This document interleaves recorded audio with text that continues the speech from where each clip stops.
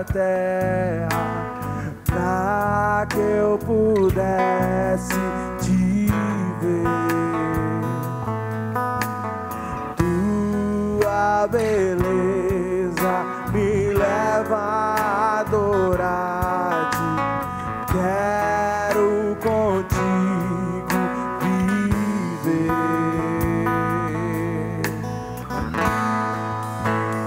Vim para adorar-te, vim para prostrar-me, vim para dizer que és meu Deus, és totalmente amável, totalmente digno, tão maravilhoso para mim.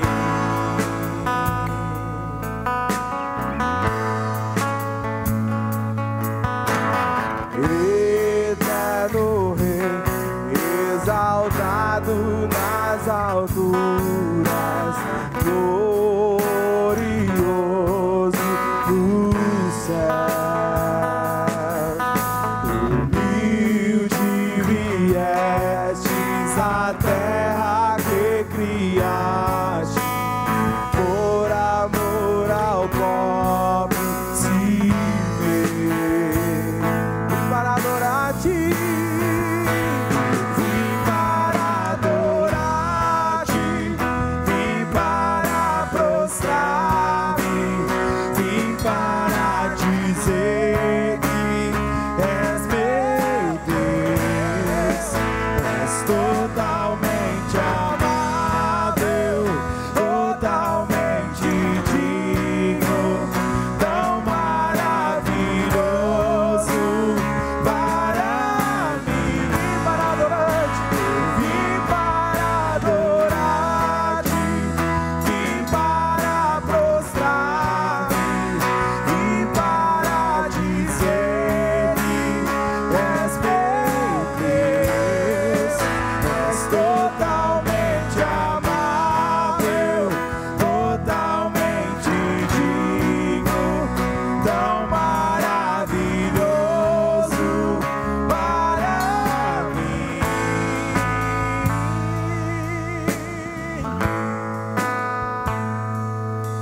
Eu nunca saberei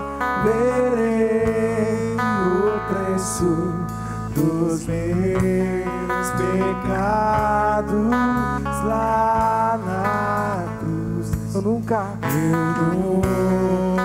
saberei o preço dos meus pecados lá na cruz. Eu nunca saberei o preço dos meus pecados lá na cruz. Eu nunca saberei o preço dos meus pecados lá na cruz.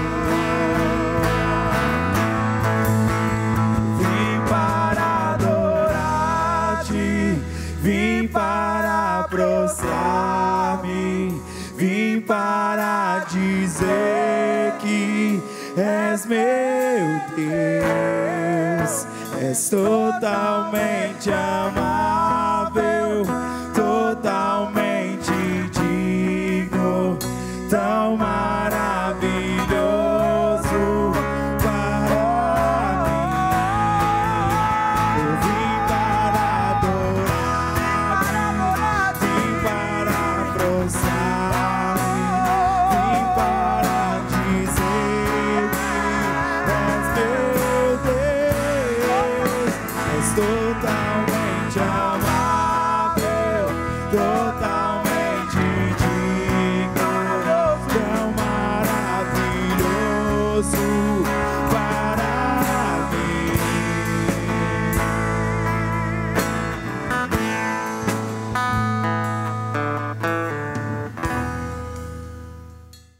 Olá, meu irmão, tudo bem? Seja bem-vindo ao nosso culto de domingo, momento de adorar ao Senhor, momento de colocarmos o nosso coração diante do Senhor. Como você está vendo, eu continuo em casa, de quarentena, mas volto a reafirmar aqui, nós estamos seguindo esse protocolo porque tivemos contato com uma pessoa que estava com coronavírus, confirmou o coronavírus, então nós estamos apenas tomando cuidados, estamos sendo medicados, já estamos fazendo exames, sendo acompanhados e está tudo bem, graças a Deus, graças a Deus. E nós estamos aqui então para louvar a Deus, para derramar o nosso coração diante do Senhor, para realmente adorarmos a Ele com tudo que temos e com tudo que somos.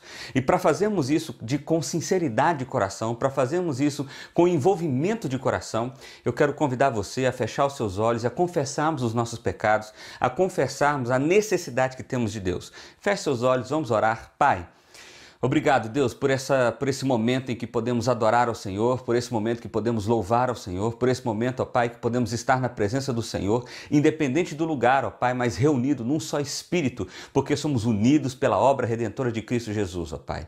Pai, é justamente quando a gente olha para esse amor, para a grandeza de quem o Senhor é que nós reconhecemos também as nossas falhas, ó Pai, reconhecemos a nossa pequenez, reconhecemos os nossos pecados, os nossos erros, ó Pai, e queremos pedir perdão ao Senhor. Nos alcança com a Tua graça, com a Tua misericórdia nessa hora, nessa noite, nesse lugar, ó Pai. Nós carecemos do Senhor, ó Pai. Nós carecemos da misericórdia do Senhor que nos renova, que nos perdoa, que retira de nós toda mágoa, que nos lava o nosso coração de toda maldade, ó Pai, e que sejamos então redimidos, experimentando o amor, a misericórdia, a graça que vem direto do trono dos céus, ó Pai. Nós Te louvamos, ó Deus, porque o Senhor é esse Deus que nos redime, o Senhor é esse Deus que nos guarda, o Senhor é esse Deus que nos salva, ó Pai, e obrigado pela Tua graça, obrigado pelo Teu amor, ó Pai. Nós oramos assim ao Senhor em nome de Jesus. Amém. Meu irmão, ainda eu quero compartilhar com você um texto da Palavra de Deus que está lá em Naum, capítulo 1, verso 7, que diz o seguinte: o Senhor é bom, um refúgio em tempos de angústia, Ele protege os que nele confiam. Sabe, quando eu olho para esse salmo, eu vejo que existe uma relação condicionada aqui nesse salmo. O texto termina dizendo o seguinte: Ele protege os que nele confiam. Proteger aqui está intrinsecamente ligado à ideia de refúgio e de que o Senhor é bom. Mas observe que quem experimenta isso é quem confia no Senhor. É quem está com todo o coração voltado no Senhor. É quem está com todas as suas expectativas no Senhor. Quantas vezes nós não experimentamos refúgio e a bondade de Deus porque na verdade estamos confiando nas nossas mãos, estamos confiando na capacidade do homem de resolver ou estamos tendo esperança em qualquer outra coisa que não seja o Deus criador de todas elas. Sabe, eu quero desafiar você e desafiar o seu coração a nesse momento, a nessa hora, esse tempo que nós paramos aqui para adorar a Deus como comunidade, que você possa colocar o seu coração completamente diante do Senhor, confiando que Ele é Deus, confiando que Ele é o Rei, confiando que Ele é aquele que está conosco, nos protegendo no dia da angústia. É a esse Deus que nós queremos adorar, é esse Deus que nós queremos engrandecer, é esse Deus que eu quero convidar você para estar diante dele nesse momento. Feche seus olhos, vamos orar ao Senhor adorando a Ele mais uma vez. Pai, obrigado pela Tua imensa graça, pela Tua imensa misericórdia que nos alcança. Obrigado, Deus, porque o Senhor não nos desampara, Pai. Pai, que toda desesperança, que toda desconfiança, Pai, seja retirada do nosso coração e que nós possamos confiar as nossas vidas completamente no Senhor, entregues ao Senhor, sabendo quem o Senhor é, sabendo quem o Senhor faz, ó Pai. Em nome de Jesus, ó Pai, nós Te adoramos, porque reconhecemos o Senhor como único e verdadeiro Deus, hoje e por todo sempre. Amém, amém e amém. Volta aí com os meninos, vamos louvar a Deus com mais uma música.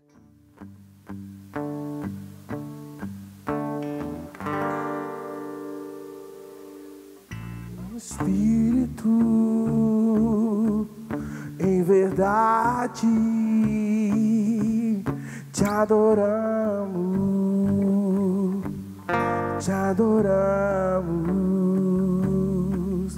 em espírito,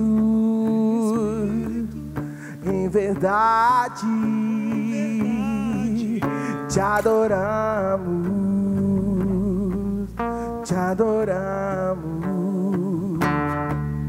Rei dos reis e Senhor, te entregamos nosso viver. Rei dos reis e Senhor, te entregamos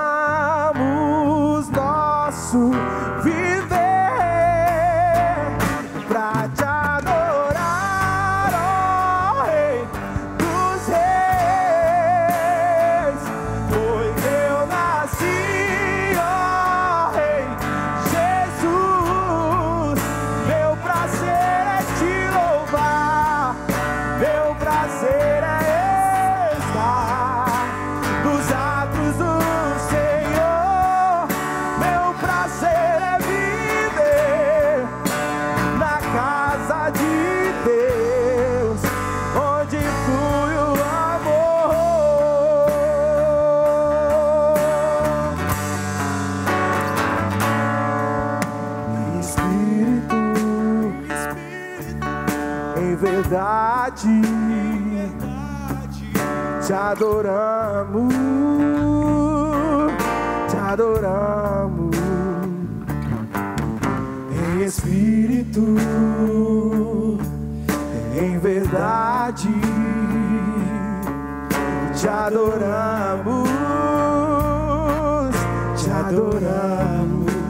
Rei dos reis, Rei dos reis e Senhor, te entregamos nosso viver. Rei dos reis, Rei dos reis e Senhor, te entregamos nosso viver pra te adorar, ó Rei dos reis. Foi que eu nasci, ó Rei Jesus.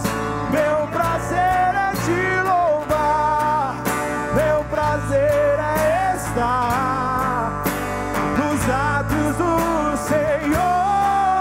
Meu prazer é viver na casa de Deus, onde flui o amor, pra te adorar, ó Rei dos reis.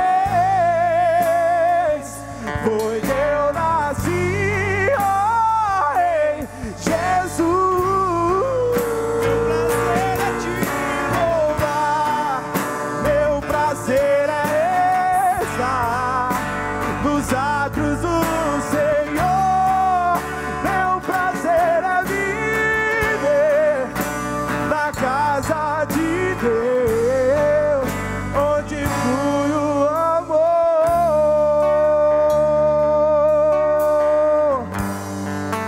ministrando louvor,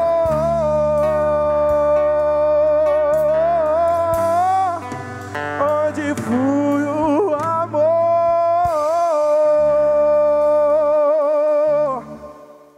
Boa noite, mais uma vez. Vamos meditar então agora na palavra de Deus, vamos crescer na presença dEle, porque é isso que nós estamos aqui para fazer, não é verdade? Para colocarmos o nosso coração diante dEle e sermos instruídos pela palavra do Senhor.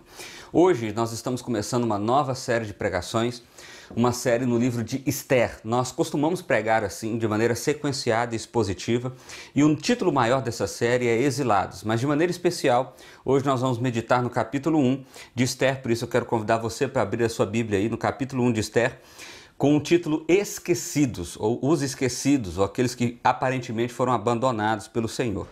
Quero ler então a palavra de Deus lá no livro de Esther, capítulo 1, do verso 1 até o verso 9, diz o seguinte: Foi no tempo de Xerxes, que reinou sobre 127 províncias, desde a Índia até a Etiópia.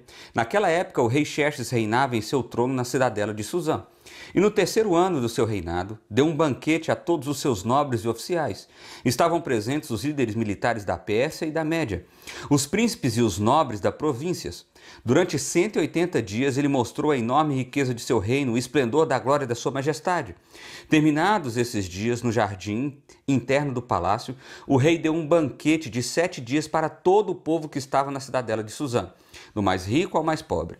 O jardim possuía forrações de branco a azul, presas como uma corda de linho branco, tecido vermelho ligado com anéis de prata em colunas de mármore, tinha assentos de ouro e prata num piso de mosaico de porfírio, mármore e madrepela, e outras pedras preciosas.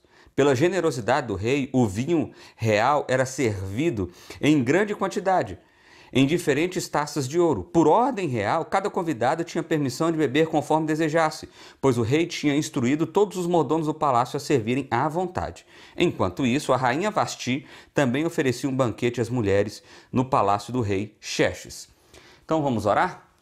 Pai, obrigado, Deus, pela tua palavra, que nos conduz em entendimento, que nos desafia. Pai, nós queremos clamar ao Senhor, que o Senhor fale conosco nessa hora, de maneira poderosa e especial, ó Pai, que seja o Espírito Santo do Senhor ministrando a cada coração, ó Pai, que ouvir essa reflexão aqui, ó Pai, que seja a Tua verdade vindo de encontro com o nosso coração, nos desafiando, nos transformando, para que vivamos para a glória do Senhor, ó Pai. Eu te peço que o Senhor me use como Teu instrumento, pela misericórdia e pela graça do Senhor, em nome de Jesus. Amém.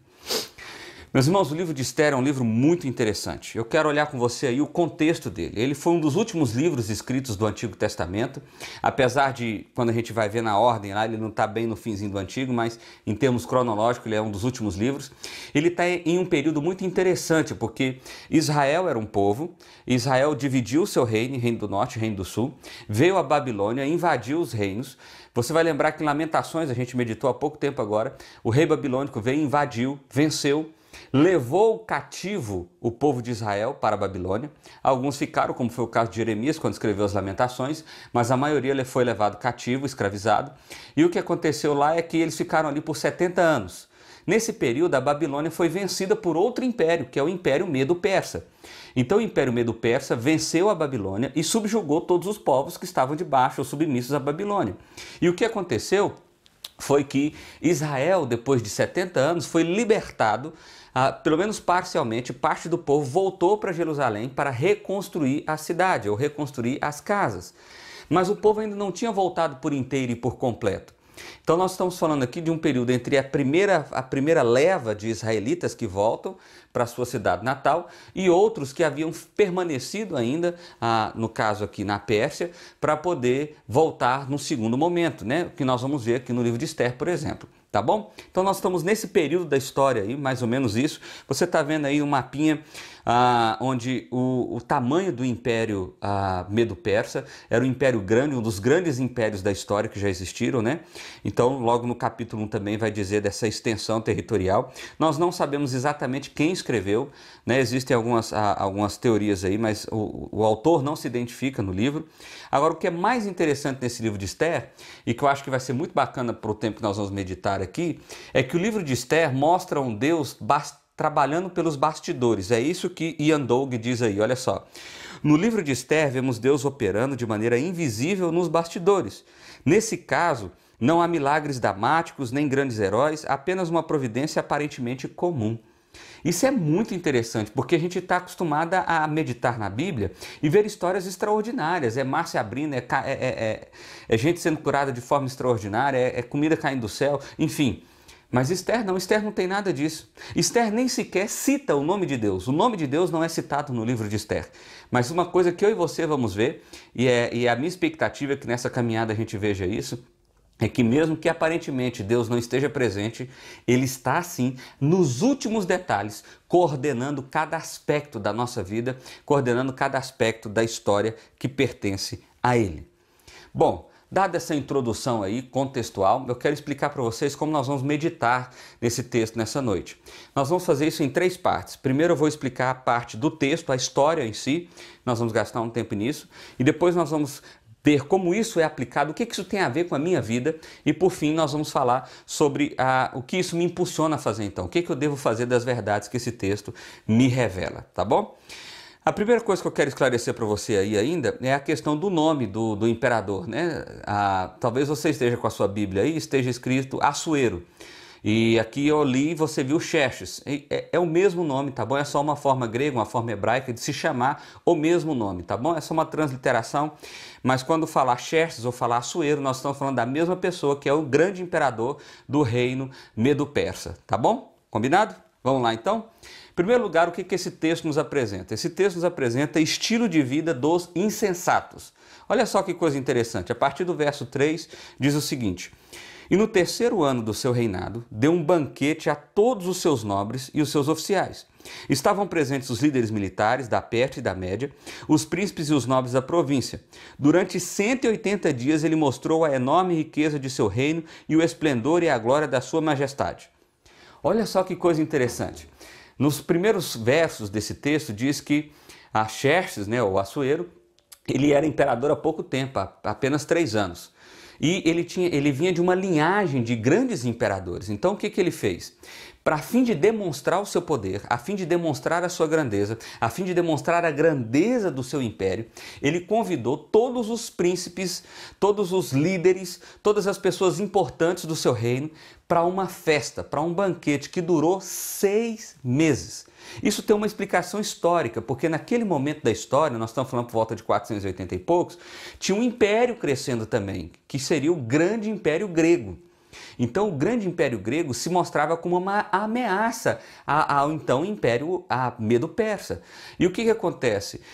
Xerxes, na intenção de mostrar que o seu império era grande, de que ele era alguém respeitado, de que ele era alguém rico, poderoso e etc, etc, etc, ele faz então um banquete. Parece que as coisas não mudaram, né? Governantes parecem continuar fazendo isso. É bem verdade que cada vez menos, mas antes era muito comum. Como que você distrai o povo? Você mostra a sua grandeza. Mostra como? Através de festas, de farturas, eu diria até de desperdícios, né?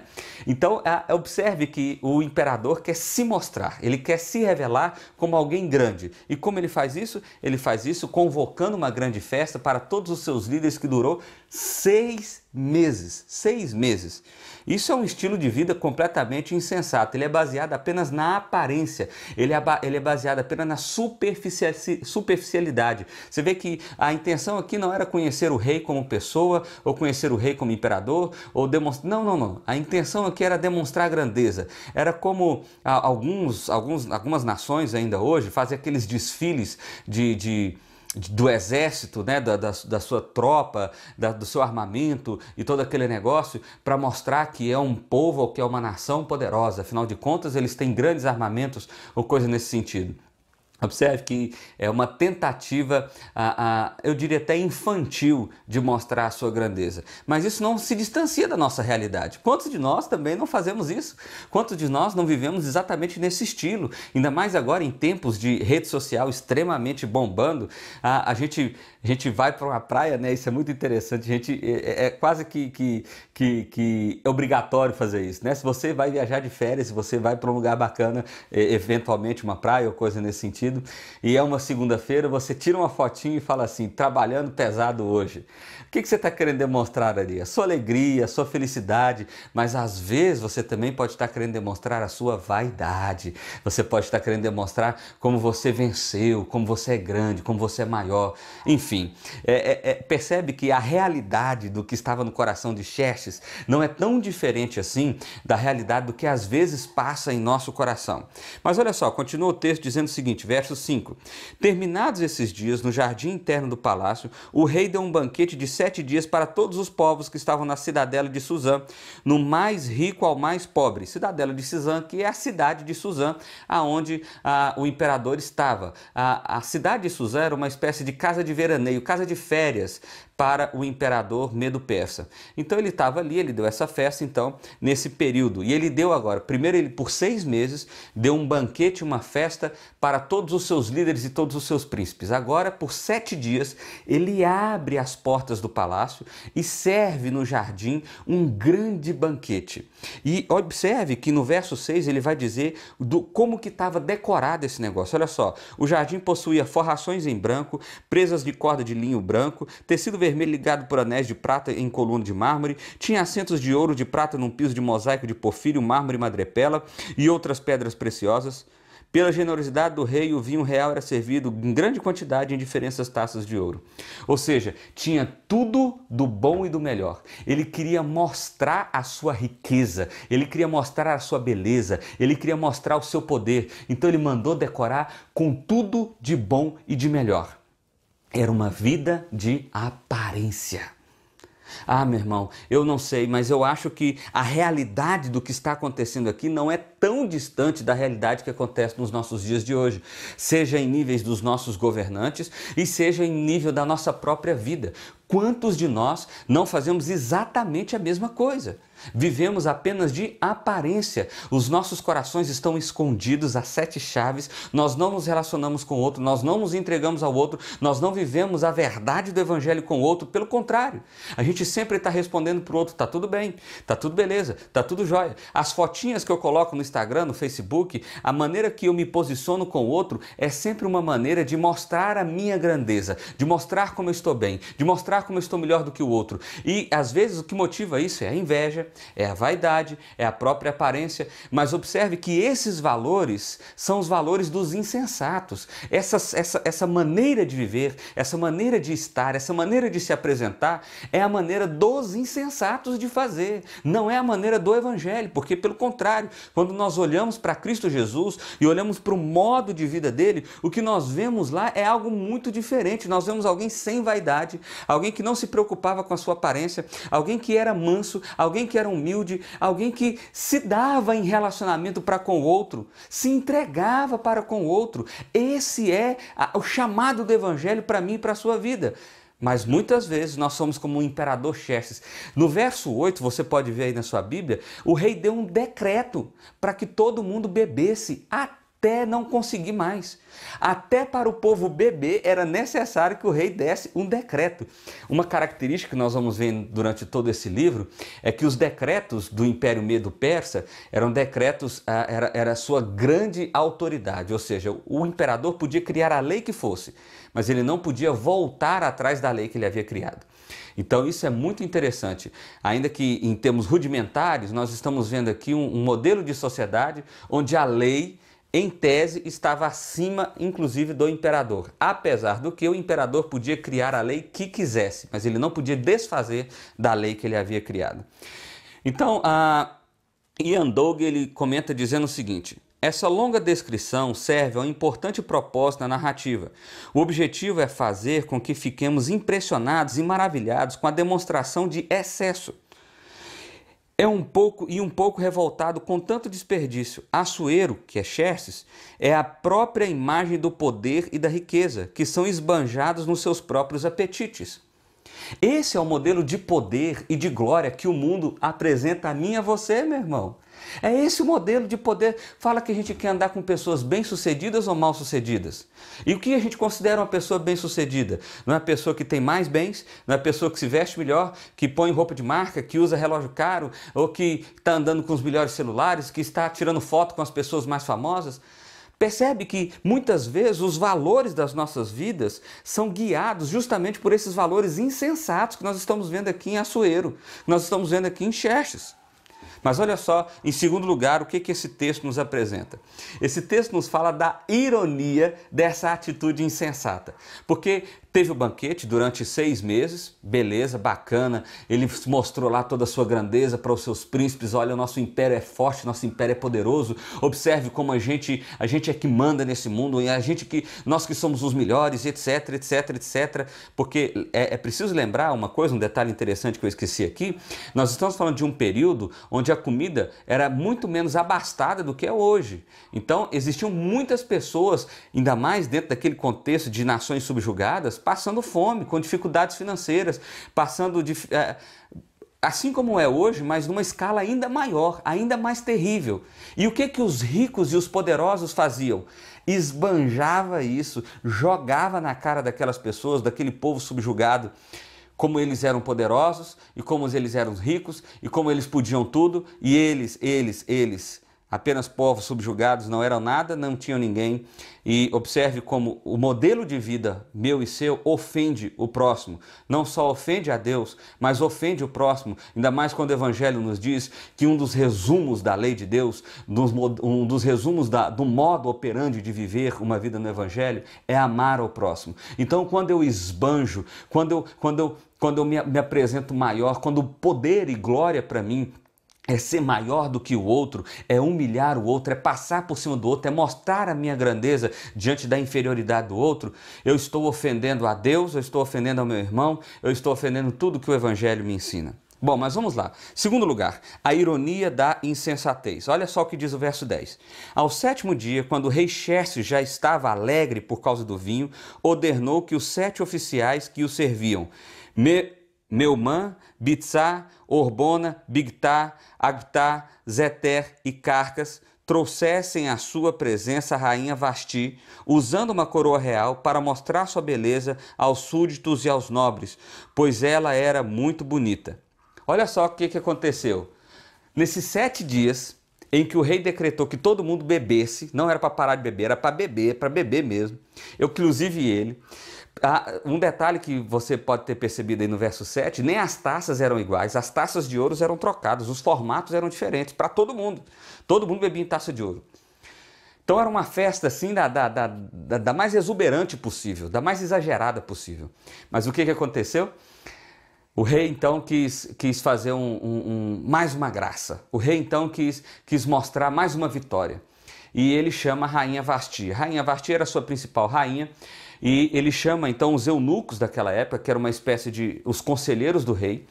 Daniel, por exemplo, Daniel, Sadraque, Mesaque e Abidnego, no livro de Daniel, eles cumpriam esse papel naquele momento, só que com Nabucodonosor. Aqui na Síria, aqui no Império Medo-Persa, já é outro contexto, né? São outros nomes, mas ele chama então não só um de seus conselheiros reais, mas ele chama todos eles, os 7. E diz o seguinte, olha, vai lá e chama a rainha Vasti. Rainha Vasti significa mulher linda, o que significa que de fato aquela mulher era muito bonita, o próprio texto bíblico diz que ela era muito bonita. E manda ela vir com a coroa real. Alguns rabinos judaicos, eles interpretam esse texto aqui dizendo o seguinte, que a ordem do rei é para ela vir nua somente com a coroa e se apresentar no meio daqueles marmanjos bêbados de toda a cidade. Olha a capacidade do homem de humilhar o outro para demonstrar de maneira ridícula a sua grandeza. Olha onde chegou a insanidade de Xerxes. E eu estou dizendo isso, meu irmão, porque nós fazemos as mesmas coisas. Talvez você, marido, você, esposa, não está falando exatamente isso com seu marido ou com a sua esposa, mas você está humilhando o outro a fim de que seja exaltado. Esse é o ponto aqui, é isso que eu quero que você observe. Porque olha só a loucura que chegou esse imperador. A necessidade de mostrar a sua grandeza, a necessidade de mostrar como ele era poderoso. Ele chegou num ponto de insanidade absurdo. Mas foi isso.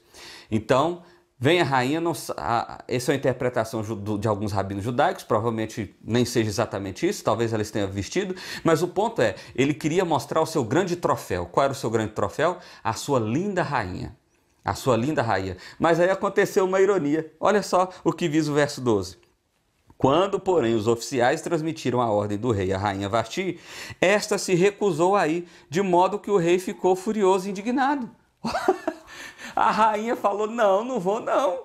Espera aí, você quer me mostrar como troféu para esses seus príncipes, para esses seus amigos, para toda a cidade? Você quer me humilhar na frente de todo mundo, estando todos bêbados, estando num ambiente completamente hostil à mulher? As mulheres nem ali estavam, elas estavam numa festa separada, como diz o texto. Não vou não. Eu não vou não. Agora, por que é a ironia? A ironia aqui é que todo esse evento que vinha acontecendo há 6 meses e 1 semana era para que o rei mostrasse o seu poder, para que o rei mostrasse a sua grandeza, para que ele mostrasse como ele é dono de tudo, como ele é forte, como ele é acima de todos. E de repente, a sua rainha, que talvez ele ali no momento extremamente bêbado, essa é a verdade, vai fazer esse pedido para ela, manda chamar ela para que ela fosse de alguma forma o troféu dele ali. Aí ela diz, não, eu não vou. Eu não vou. E meu irmão, não é, e fazer isso, né, naquele momento, naquela época, não é como hoje. Eu sei, existe uma diferença cultural muito grande aqui, mas a mulher, naquele período, ainda mais a mulher de um imperador, era considerada a sua propriedade. Vasti não tinha vontade, Vasti era propriedade do rei, propriedade do imperador. Mas naquele momento, diante daquela situação tão ridícula, daquela insensatez, daquela superficialidade que já vinha se arrastando por meses, Vasti falou, eu não vou. Que coragem dessa mulher. Que coragem dessa mulher, meu irmão. É de se admirar. É de se admirar uma mulher que lutou contra um sistema, contra um modus operandi e contra uma tolice tão grande, de forma tão firme, tão veemente. E para que os irmãos possam ter uma ideia, Assuero era conhecido como um imperador violento. Certa feita ele teve uma guerra com os gregos e os seus barcos se afundaram por causa dos ventos, das tempestades e coisas nesse sentido. E quando eles retornaram o que tinha sobrado da guerra, Assuero mandou com que os seus líderes e os seus soldados batessem no oceano. Olha o nível de insanidade desse cara.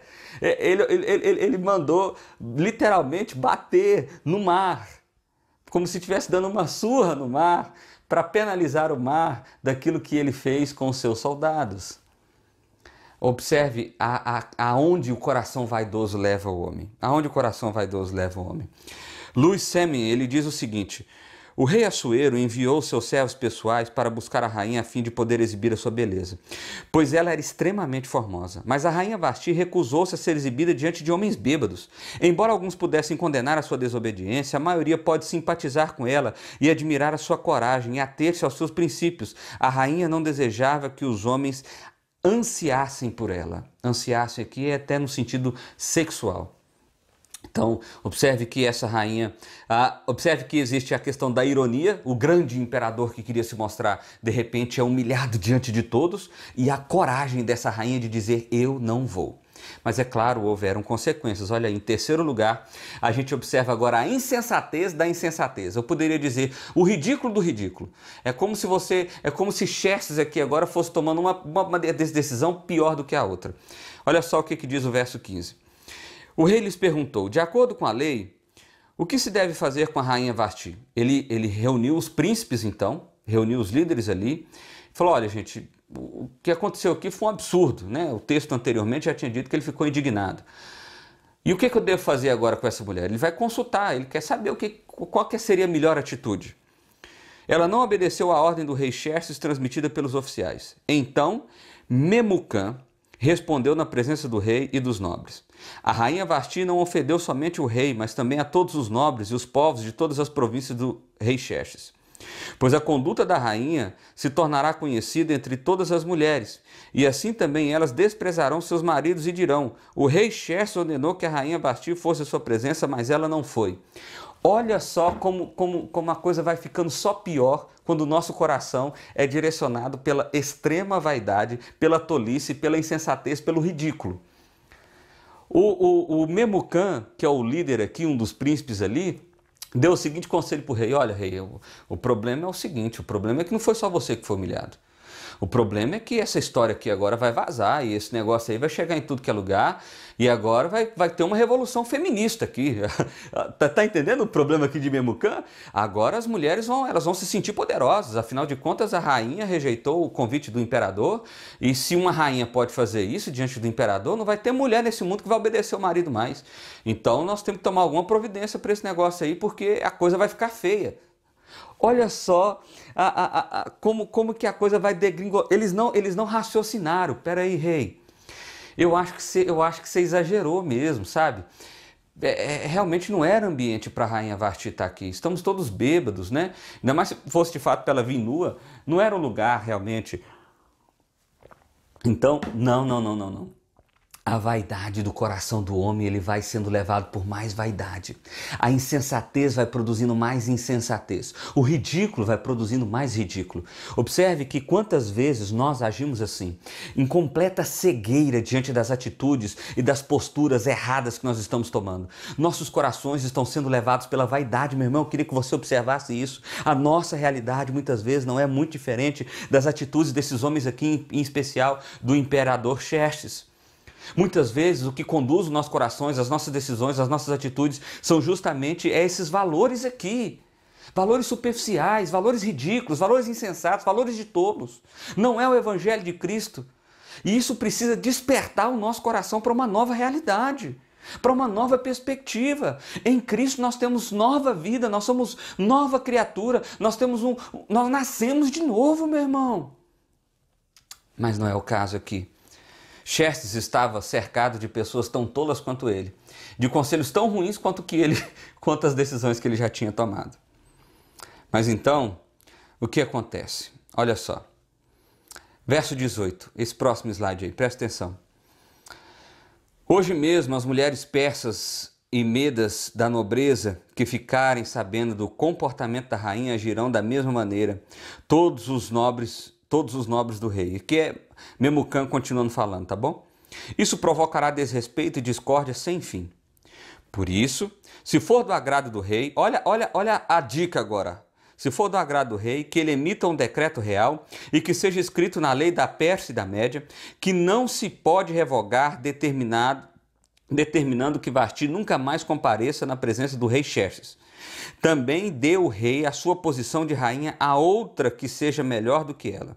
Assim, quando o decreto real for proclamado por todos o seu imenso domínio, todas as mulheres respeitarão os maridos, dos mais ricos ao mais pobre.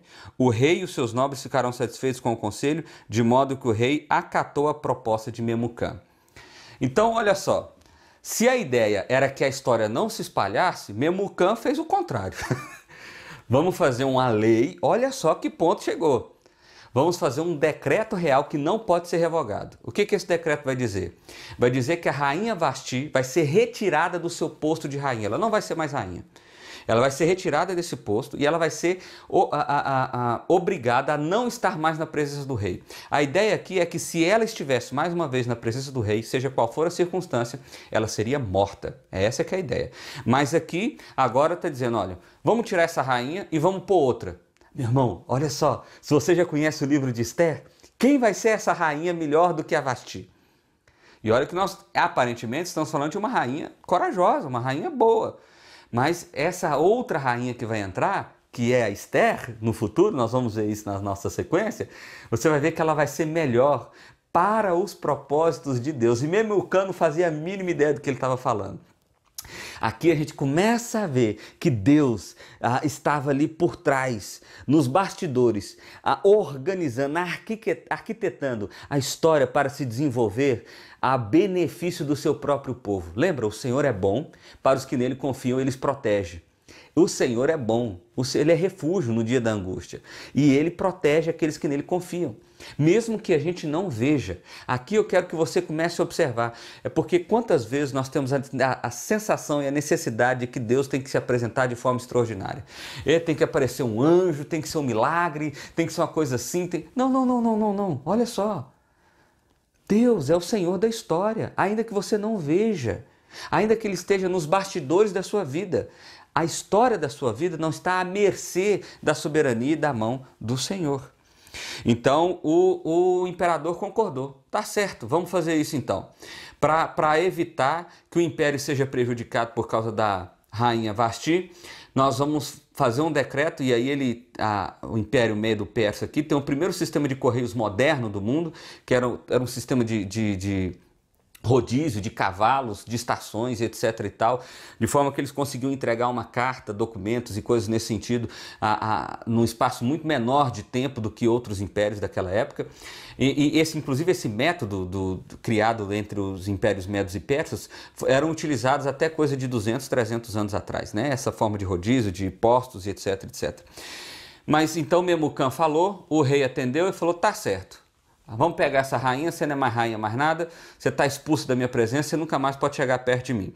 E vamos escolher uma rainha nova e melhor. Uma rainha nova e melhor. E assim a coisa aconteceu. Mas olha só, Lian Doug ele diz o seguinte: se o objetivo era inspirar respeito pelos maridos e por Assuero, o verdadeiro efeito foi extremamente o contrário. Se ele temia que a fofoca sobre a sua impotência se espalhasse, o seu edito agora garantiria que todos ouviriam a história. Mais uma vez, ao mesmo tempo em que ficamos impressionados com o poder de Assuero, fica difícil não rir como ele bate sua marreta numa noz e erra. Ele pegou uma marreta bem grandona para acertar uma noz desse tamaninho, mas ele errou ela.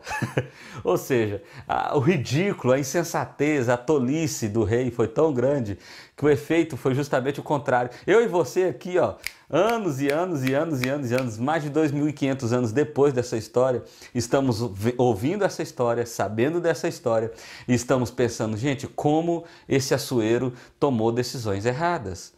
Como ele foi numa direção ruim. Bom, mas eu disse a vocês que depois que a gente explorar essa história, eu quero aplicar isso à realidade das nossas vidas. Então, acompanhe comigo aí. O que isso tem a ver comigo? Primeiro, não devemos levar a sério demais o poder e a glória desse mundo. O que eu quero dizer com isso aqui? O que é poder e o que é glória desse mundo? Poder é você ter status, é você ter condições de mandar no outro. Glória é isso, é você ser visto como alguém bem-sucedido a partir dos valores insensatos, tolos, ridículos desse mundo. Poder e glória é fazer o que o imperador Xerxes fez aqui. Uma grande festa, um grande banquete, um grande desperdício, humilhando o outro, chegando ao máximo da sua capacidade de humilhar a sua própria esposa, a sua própria rainha. Isso é poder e glória. Sabe, nós não devemos levar isso a sério, não deve ser esse tipo de poder e de glória que eu e você devemos buscar. Poder e glória para nós é o fato de que fomos alcançados e remidos pelo sangue de Cristo Jesus, de que fomos feitos nova criatura, de que agora temos uma identidade e somos filhos, de que sabemos que estamos caminhando para a glória eterna. Glória essa que é a glória verdadeira. É isso que eu e você buscamos. É essa a realidade da qual eu e você vivemos. Ah, meu irmão, é para isso que eu e você estamos aqui.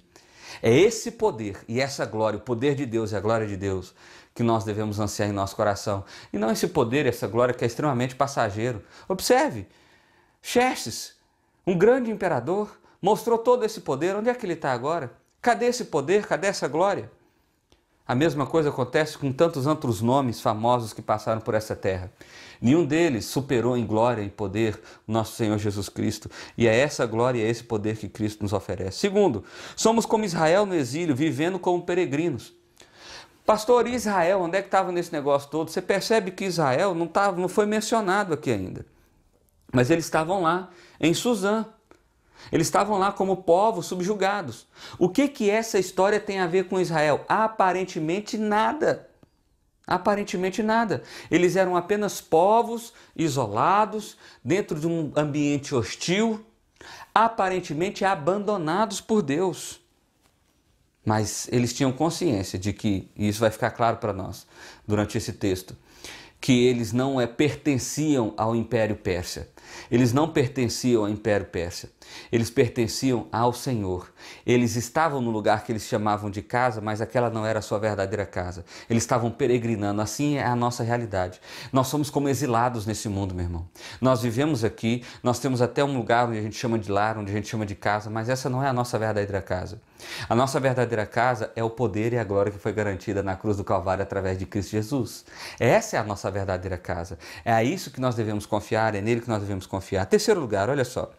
Nesse mundo é assim, nosso mundo é assim, baseado em aparências. Passou 2.500 anos. E como que o nosso mundo é baseado? O que conduz os corações dos homens?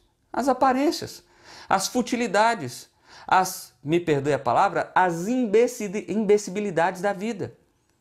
Olha só que coisa mais louca. Vivemos da mesma forma que Xerxes, querendo nos mostrar, querendo expor, e o que expomos é só o ridículo, é uma glória passageira, é uma fama que não é real. E desprezando-nos tantas vezes, amados irmãos, relacionamentos sinceros e verdadeira comunhão, porque vivemos como tolos. Quarto lugar, às vezes é assim, Deus parece ausente da nossa história. Nós não vimos o nome de Deus aqui ainda e nós não veremos o nome de Deus em todo o livro de Esther. E parece às vezes que Deus está ausente da minha e da sua história, mas quer saber de uma coisa? Ele não está. Ele está coordenando completamente a sua história e a história da humanidade. Nada fugiu do controle dele. Nada fugiu da majestade do seu poder. Ele é o verdadeiro poder e a verdadeira glória. Quinto lugar, o reino de Deus não é como o reino de Xerxes. Se o reino de Xerxes é baseado em aparência, se o reino de Xerxes é baseado em futilidade, se o reino de Xerxes é baseado num poder e numa glória momentânea, se o reino de Xerxes é baseado em você poder humilhar o outro, em você poder esbanjar na cara do outro, em você poder ofender o outro, o reino de Deus não é assim. O reino de Deus é para mansos, o reino de Deus é para humildes, o reino de Deus é para as pessoas que querem se submeter, o reino de Deus é para pessoas que sonham com a glória que não é sua, é a glória conquistada por Cristo Jesus. O reino de Deus as pessoas sonham com o poder que não é seu, é um poder manifestado pela glória de Cristo Jesus. E isso serve para quê? para a gente possa identificar qual reino somos servos. Sexto lugar, temos que recusar a insensatez desse mundo. Se tem uma coisa que a gente aprende aqui com a rainha Vasti, é que ela foi corajosa o suficiente para dizer não para aquele extremo ridículo. Não. Para esse extremo aí, não. Esse eu não vou ceder. Eu não vou me aliar a essa coisa tão tola. Sabe, nós precisamos de pessoas assim corajosas, não só mulheres como homens, que dizem não para a insensatez desse mundo, que dizem não para a tolice desse mundo, que dizem não para a vaidade e para os subterfúgios desse mundo. Sétimo lugar, essa história serve para que eu possa me identificar como alguém que pertence ao Império Persa ou como alguém que está à parte dele. Sabe, um dos problemas de viver na Pérsia, ou no nosso caso aqui, um dos problemas de viver no nosso mundo, que é baseado nos mesmos valores que nós vimos aqui nesse texto, é que nós somos sugados por ele. E a gente nem percebe. Quando a gente vê, a gente está com as mesmas práticas, o nosso coração está sendo direcionado da mesma forma, nós continuamos agindo do mesmo modo que todos os outros, que todos os demais, porque fomos absolvidos e nem percebemos que fomos absolvidos. Esse texto, se tem uma coisa que precisa ficar claro para você nessa noite, é que é um tempo de avaliação do seu coração. Você precisa olhar para toda essa história aqui e pensar, cara, será que eu pertenço ao Império Persa ou será que eu estou à parte dele? Ou será que eu estou fora dele? Será que eu sou realmente um peregrino numa cidade hostil em direção à glória eterna? Ou será que eu sou um cidadão pertencente a essa realidade de mundo e que apenas tem a glória eterna como algo muito distante? É algo que eu e você precisamos avaliar. Percebe quantas verdades esse texto tem em relação às nossas vidas? Como esse texto escancara, faz um raio-x do nosso coração? Porque a realidade, apesar de anos atrás, o coração do homem era pecador como é hoje e a realidade não é diferente. Aquilo que move o coração do homem não é diferente. É como Eclesiastes diz, não há nada novo debaixo do sol. O coração do homem, movido pelo pecado, ele é movido pelos mesmos valores, pela mesma tolice, pela mesma insensatez. O que fazer então? Chegamos à nossa terceira e última parte. Primeiro, olhe para o seu coração e avalie o que tem direcionado seus pensamentos e suas atitudes. O que tem direcionado você? O que tem direcionado as suas atitudes? São os valores do Império Persa ou são os valores do Reino de Deus? São os valores do rei Xerxes ou são os valores do rei Jesus Cristo? O que tem direcionado a sua decisão, a sua postura, a roupa que você veste, a maneira que você anda, o carro que você deseja, a casa que você quer morar, a esposa ou o esposo que você quer ter, a maneira que você quer criar os seus filhos, que valores você está me ensinando, passando para eles? O do Império Persa ou do Império de Deus? Segundo, você vive para a satisfação da sua aparência, do seu prazer? Isso é algo que precisa incomodar o nosso coração. Por que você vive? Porque o Evangelho de Deus, nós vimos isso recentemente em 1 Pedro, é o Evangelho que nos chama a uma submissão completa, total e humilde ao nosso Senhor Supremo Jesus Cristo, o nosso Salvador. Agora, nós realmente vivemos em submissão a Ele? Porque se for, meu irmão, eu não vou ser o marido que eu quero ser, mas é o marido que Cristo disse que é para eu ser. Se for, eu não vou ser a mulher que eu quero ser, mas é a mulher que Cristo quer que eu quero ser. Eu vou ser o empresário que Cristo quer, eu vou ser o empregador que Cristo quer, eu vou ser o amigo que Cristo quer, eu vou ser a personalidade pública que Cristo quer, eu vou ser o artista que Cristo quer.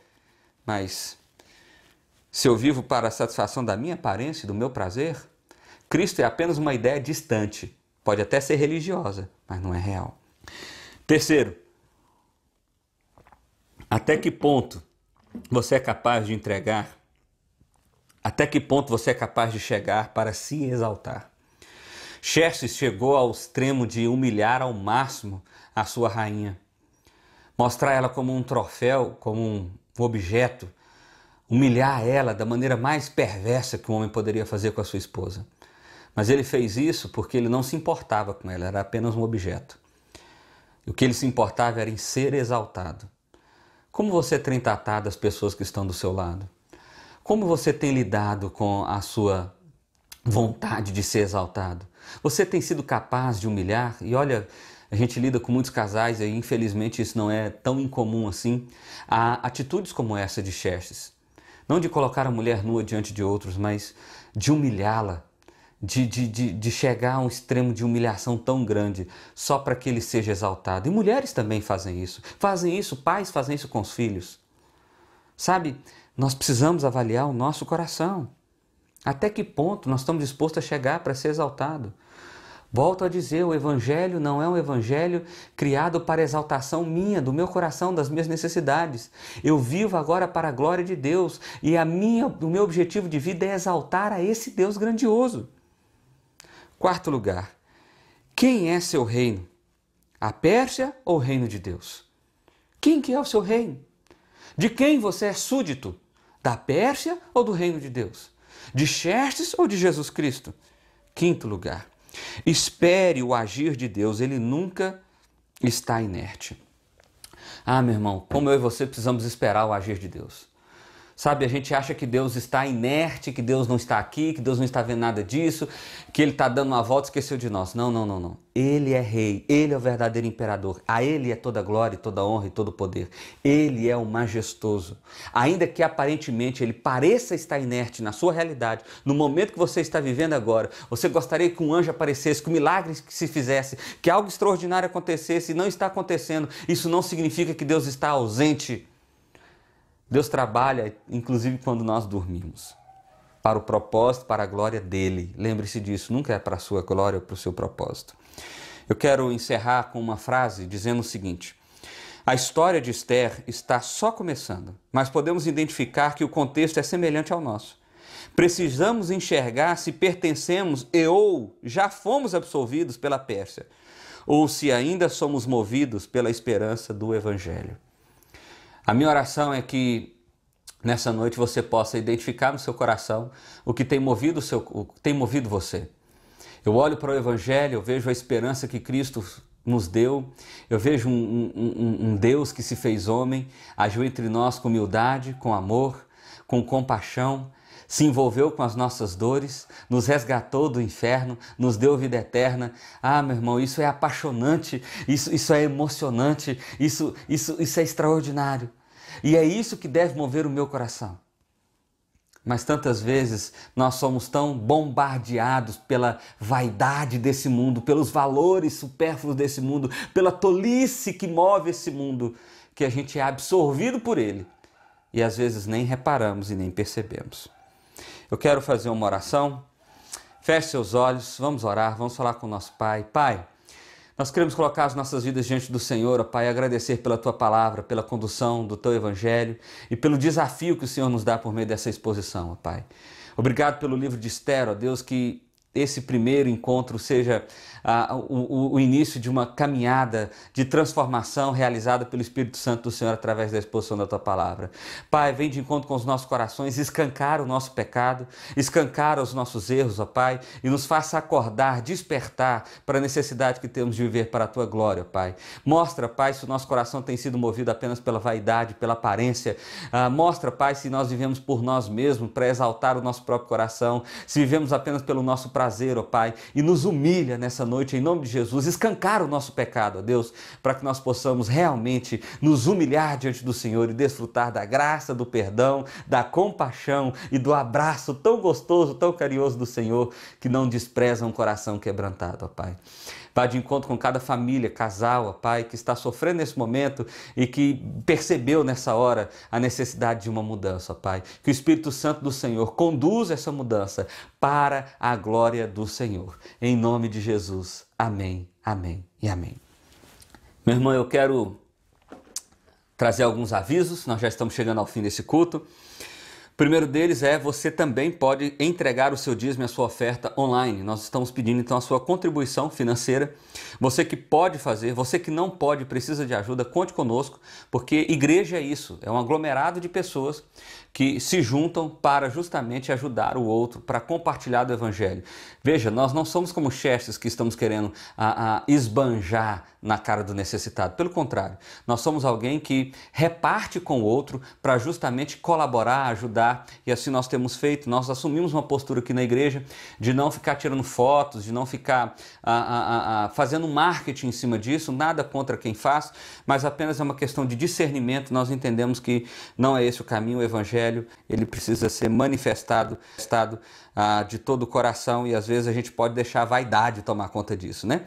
Mas então, se você pode, contribua aí no Banco do Brasil, a Igreja Presbiteriana Jardim Petrópolis, está aí o CNPJ, tudo direitinho, você pode fazer sua transferência, seu depósito, vai ser uma bênção, tá bom?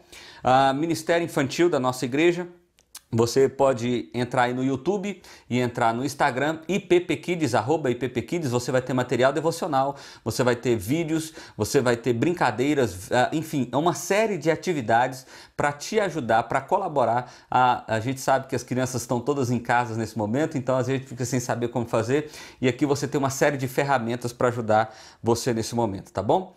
A nossa agenda semanal, então você vai ver aí, nós temos terça-feira o nosso curso Conhecendo a Vontade de Deus, que tá muito legal, meu irmão, são 5 videoaulas, essa semana agora já vai ser a 4ª aula, então aproveita que eu quero aproveitar e dizer para você o seguinte, entra aí no YouTube, você que já está nos acompanhando aqui no YouTube, inscreve-se no canal, tem um botãozinho de inscrever, tem um sininho ali, aperta esse sininho, e se você puder também compartilha esse vídeo aqui para outros, para os demais, para as pessoas que você conhece, para que pessoas também possam ser alcançadas por essa mesma palavra. E se você entrar no nosso canal do YouTube, você pode ir lá em playlist, e você vai ter uma série de pregações e cursos. Então nós já temos 3 cursos ali colocados, e já temos pregações em livros inteiros, mais de uma dezena de livros, então você também pode crescer dessa forma, tá bom? Na quinta-feira nós vamos estar caminhando nos Salmos, vamos chegar ao Salmo de número 50, toda quinta a gente está caminhando no Salmo, tem sido fantástico, tem sido muito bacana, muito gostoso, e eu quero desafiar você a estar conosco aqui pelo YouTube, pelo Facebook, compartilhando então também essa transmissão com outros, tá bom? Semana que vem nós continuamos a nossa história de Esther e aplicando então essa realidade aos nossos corações. Vamos meditar no capítulo 2 e agora a história começa a desenvolver mesmo. Hoje foi só a introdução e você vê tantas coisas bacanas que a gente já pôde aprender, tá bom? Então, Deus abençoe muito, muito obrigado você que esteve aqui conosco, você que está conosco. Reitero aqui para você se inscrever no canal, para você ativar o sininho, para você compartilhar esse vídeo, para que outras pessoas possam ser alcançadas também e participar do culto junto conosco, espalhado aí por todos os lugares, tá bom? Vamos fazer uma última oração. Pai, obrigado, Deus, por esse momento de culto, por esse momento de celebração. Obrigado, Deus, pelos recursos. E eu quero pedir ao Senhor, ó Pai, aqueles que estão sofrendo, especialmente os doentes nesse momento, ó Pai, nós estamos passando por uma pandemia, isso tem atingido tantas vidas, isso tem trazido tanta dor, ó Pai. Em nome de Jesus, nós pedimos ao Senhor que o Senhor traga plena recuperação àqueles que estão nesse momento hospitalizados, aqueles que estão nesse momento sendo medicados, acompanhados. Pai, em nome de Jesus, traz força à família, aos parentes, às pessoas que estão ali próximas, que estão sofrendo também com tudo isso, ó Deus. Nós clamamos a Ti a ação miraculosa, extraordinária, bondosa do Senhor. Confiamos no Senhor como nosso Deus, ó Pai. E pedimos a Ti, então, a manifestação da graça sobre nós. E que agora a graça do Senhor Jesus, o amor de Deus, o eterno Pai, e a consolação do Santo Espírito de Deus repouse sobre todos nós e todo o povo do Senhor reunido sobre a terra, hoje e sempre. Amém, amém e amém.